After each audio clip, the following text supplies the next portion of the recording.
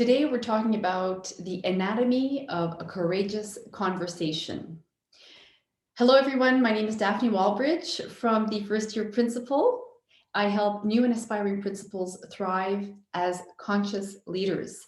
So today, we're talking about a very hot topic, which is how to have these courageous conversations with staff members or with parents when you know the tension is high, there's conflict, and people are just out of sorts because there's just the communication has been really muffled and is not consistent and is causing all these issues. So I get this question asked a lot because I think as aspiring principals, this is one of the areas in leadership that is the most stressful to new or aspiring leaders. And I want to deconstruct what a courageous conversation looks like and how to have an effective courageous conversation so you come out on the other end in one piece and hopefully moving forward together as a team.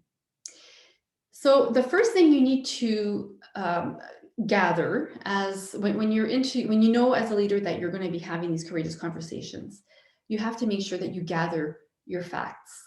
You have to have consulted whoever's involved in the situation. You have to have your facts in front of you and make sure that things are crystal clear in your mind before you move forward. You can't just be going into a conversation on a whim and according to your feelings and your instincts. You really have to have some facts and have them laid out in front of you before you start.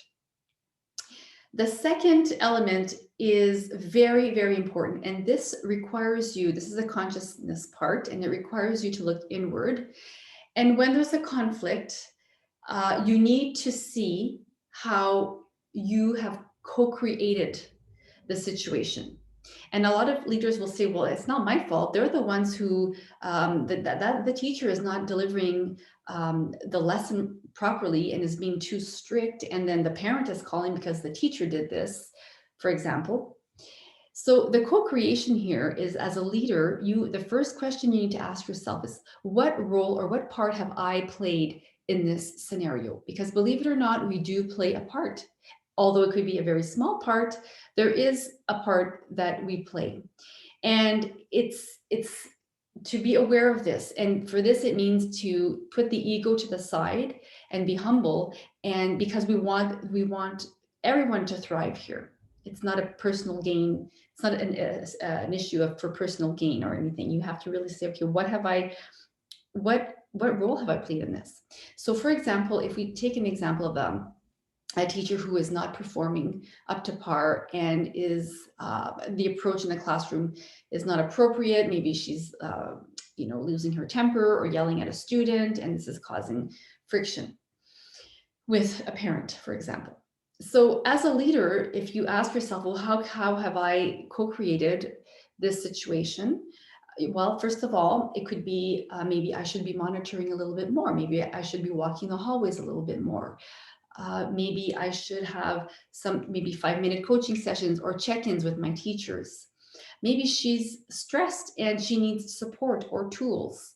So it can be it doesn't have to be something major, but there is a little bit of tweaking that we can all do in our professional lives to make sure that our school runs smoothly. And that's all I'm presenting here. So to look at the part we're playing and saying, okay, if this teacher is not performing up to par, what role do I have to play now?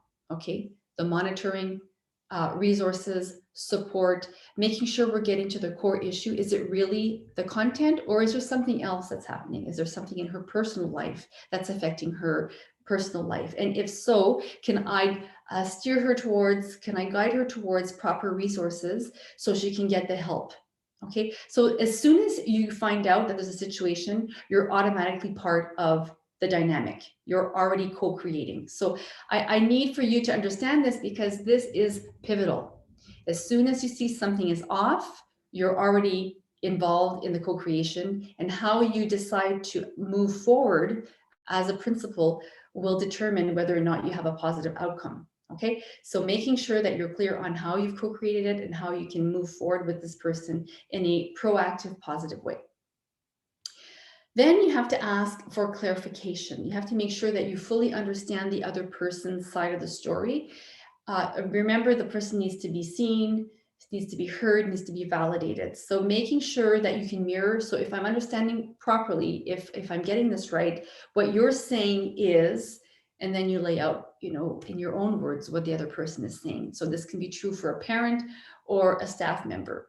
The person needs to feel that you're receptive to what she's sharing. So making sure that you mirror that, and then you can move forward. So once that is clear, once you're clear on what the pain points are, and that she's expressed herself properly, and then that you've echoed what she's expressed and that she's validating that, then you can, by that time, the wall will have crumbled a little bit, the shield will have been removed, and hopefully you can move forward together with a win-win solution. Everybody could put a little bit of time in and effort in to see if they can meet each other in the middle and then move forward.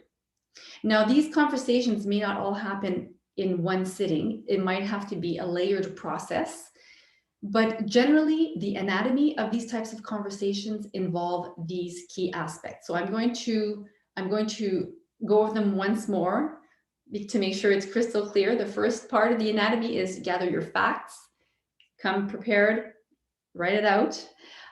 Make sure that you see your role in the co-creation. Now that maybe you've co-created prior to this, maybe you weren't present enough as a leader, maybe you didn't answer emails quickly enough when that person was in distress, maybe the person needs a little bit more resources, or maybe your co-creation will happen once you find out there's a situation, and then you'll have to act accordingly.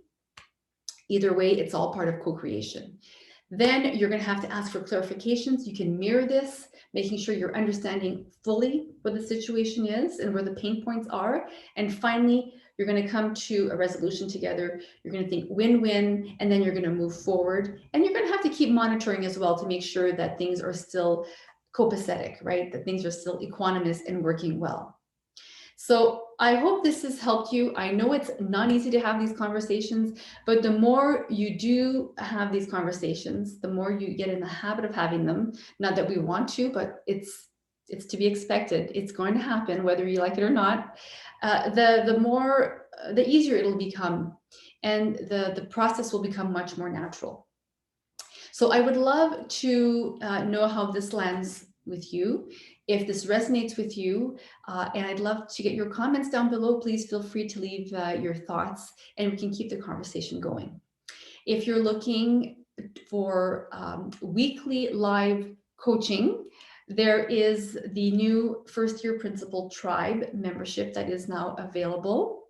And we meet every week for about 30 minutes. We do a live check-in, aspiring principals and principals around the screen, Zoom talk, and we share certain struggles or questions we have, and as a collective we answer them. We offer direct support, and then I'll offer a quick lesson for the week, and then off we go. All lessons are recorded and archived in a learning platform. So if this is something that interests you, for the price of a coffee and a muffin, you get every month, you get all this content, a growing library of great coaching videos. So I hope to see you in the tribe, and you can go to thefirstyearprincipal.com to get more information on that. So I'll see you next week for the next coaching video. Bye for now.